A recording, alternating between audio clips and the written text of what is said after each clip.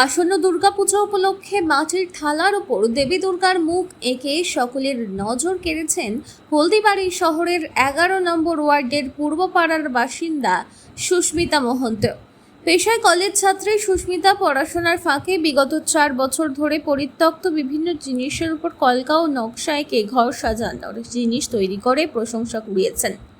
ছোটবেলা থেকে শিল্পের প্রতি তার আগ্রহ ছিল, তবে প্রথাগত শিক্ষা গ্রহণের সুযোগ পাননি। তা সত্ত্বেও শুধুমাত্র নিজস্ব প্রতিভাকে কাজে লাগিয়ে তিনি একের পর এক আকর্ষণীয় শিল্পকর্ম তৈরি করে চলেছেন।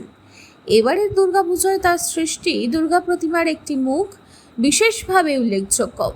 সম্পূর্ণ দেশীয় উপকরণ যেমন মুসুর ডাল, মুগ ডাল এবং কালো জিরে ব্যবহার করে তিনি এই অসাধারণ কাজটি করেছেন। মাটির থালায় তৈরি এই ব্যতিক্রমী শিল্পকর্মটি ইতিমধ্যেই শহরবাসীর কাছে ব্যাপক প্রশংসিত হয়েছে। বলছে এই মূর্তিটা কি দিয়ে বানানো হয়েছে? এটা মুগ ডাল, মুসুরির ডাল আর কালো জিরা দিয়ে তৈরি। হঠাৎ এই চিন্তাধারা? হঠাৎ বলতে আমি সবসময় নতুন কিছু করার চেষ্টা করি, তাই এবারও নতুন কিছু করারই চেষ্টা করেছি। কত বছর ধরে এই কাজ করছো? প্রায় 3-4 বছর। আর কি কি বানিয়েছো? আমি অনেক কিছুই বানিয়েছি।